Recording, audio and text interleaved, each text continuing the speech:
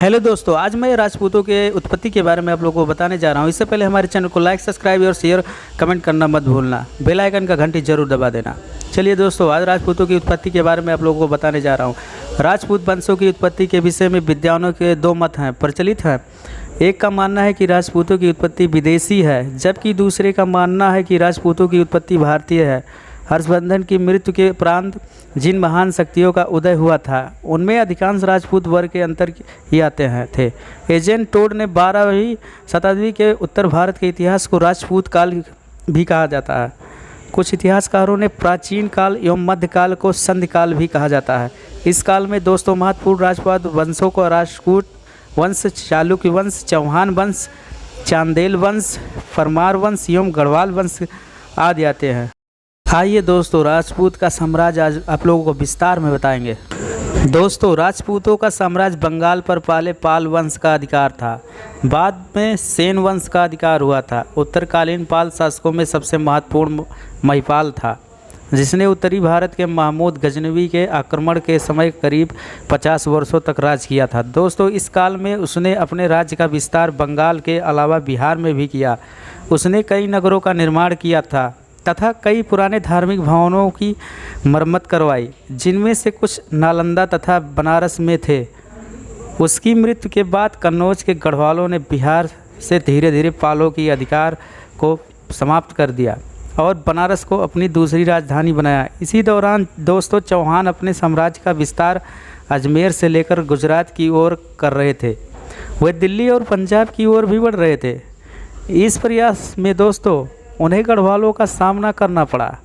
इन्हीं आपसी संघर्षों के कारण राजपूत पंजाब से गजनवियों को बाहर निकालने में असफल रहे। उनकी कमजोरी का लाभ उठाकर गजनवियों ने उज्जैन पर भी आक्रमण किया।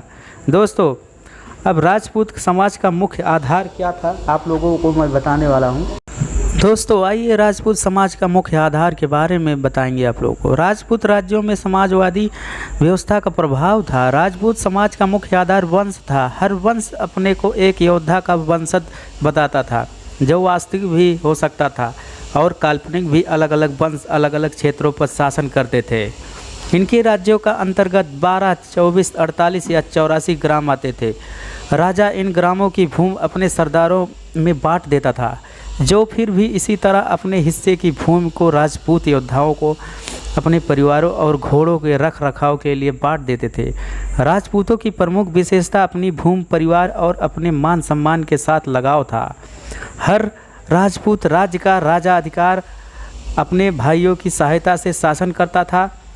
यद्यपि सारी भूमि पर राजा का ही अधिकार था। भूमि पर नियंत्रण को सम्मान की बात समझने के कारण विद्रोह अथवा उत्तराधिकारी के न होने जैसी विशेष स्थितियों में राजा का जमीन वापस ले लेता था।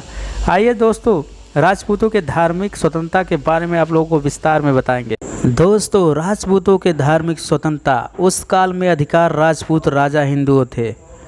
यद्यपि कुछ जैन धर्म के भी समर्थक थे, वे ब्राह्मण और मंदिरों को बड़ी मात्रा में धन और भूमि का दान करते थे। वे वर्ण व्यवस्था तथा ब्राह्मणों के विशेष अधिकारों के पक्ष में थे। इसलिए कुछ राजपूती राज्यों में तो भारत की स्वतंत्रता और भारतीय संघ में उनके विलय एवं ब्राह्मणों से अपेक्षाकृत कम लगान वसूल किया जाता था। इन विशेष अधिकारों के बदले ब्राह्मण राजपूतों को प्राचीन सूर्य और चंद्रवंशी क्षत्रियों के वंशज को तैयार करते थे। हेलो दोस्तों, अगर हमारा वीडियो आप लोगों को पसंद आया हो तो कमेंट बॉक्स में ज़रूर बताना और हमारे रॉयल हिस्ट्री चैनल को लाइक, सब्सक्राइब, शेयर करना ना भूलना।